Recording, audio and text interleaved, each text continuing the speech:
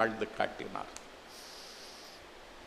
பசித்த வயிற்றில் கல்லை கட்டி கொண்டிருந்தார். போருக்கு போகிற பொழுது அவரே முந்தி சென்றார். அவரே போர்க்கவசத்தை முதலில் தரித்தார். அவரே வாளேந்தி போராடினார். நபி பெருமானாரிடத்தில் ஒரு ஒட்டகம் இருந்தது, இன்னொருவரிடத்தில் ஒரு ஒட்டகம் இருந்தது. ஒட்டகத்துக்குள்ளே போட்டி வைத்தார்கள். நபிநாயகத்தினுடைய ஒட்டகம் தோற்றுவிட்டது. அந்த நண்பருடைய ஒட்டகம் வெற்றி பெற்றுவிட்டது.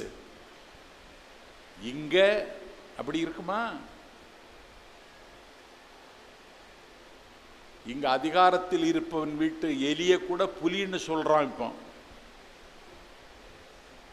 நபிநாதர் ஒட்டகம் தோற்றுவிட்டது.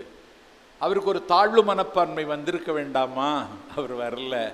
அவர் சொன்னார், உயரத்தில் இருப்பதெல்லாம் ஒரு நாள் இறங்கியே தீர வேண்டும், இதுதான் இயற்கை நீதி என்று அதை அவர் எளிதாக எடுத்துக்கொண்டார். இங்க மண்ணை ஆளுகிறவர்கள் ஒட்டகம் தோத்துட்டா ஒரு பெரிய கலவரமே நடந்துடும். அப்படி சொன்னார்.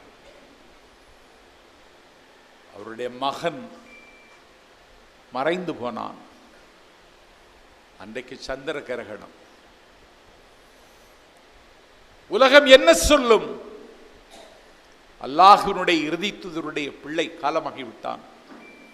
இயற்கையே கோளாறாகிவிட்டது, சந்திர கிரகணம் என்று சொல்வார்கள். அப்போதும் பெருமானார் சொன்னார், அப்படி தப்பாக பேசாதீர்கள். என் பிள்ளையினுடைய மரிப்புக்கும் சந்திர கிரகணத்திற்கும் எந்த சம்பந்தமும் இல்லை. அது இயற்கை நூலிக்கூத்து. அதற்காக அல்லாஹ்விடத்தில் துவா செய்யுங்கள். என்னுடைய மகனின் மரணத்திற்கும் இந்த கிரகணத்திற்கும் சம்பந்தமில்லை என்று பேசினார் நபிகள் நாயகம்.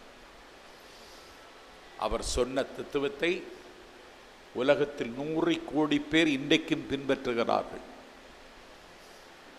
ஒரு பிலாசபி இன்றைக்கு அர்த்த சுத்தியோடு இந்த உலகத்தை ஆக்கிரமித்திருக்கிறது.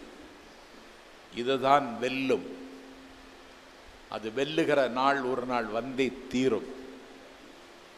அந்த நாளில் ஒரு பரிபூரணமான விடுதலையும் நிம்மதியையும் அல்லாஹ் உங்களுக்கும் எனக்கும் வழங்குவானாக என்று அல்லாஹ்விடத்திலே நானும் துவா கேட்டு இந்த அற்புதமான வாய்ப்பை தந்த கண்ணியத்திற்குரிய உசைன் மாமா அவர்களுக்கு என்னுடைய நன்றியறிதலை சொல்லி, இன்னும் நான் நீண்ட நேரம் பேசுவேன்.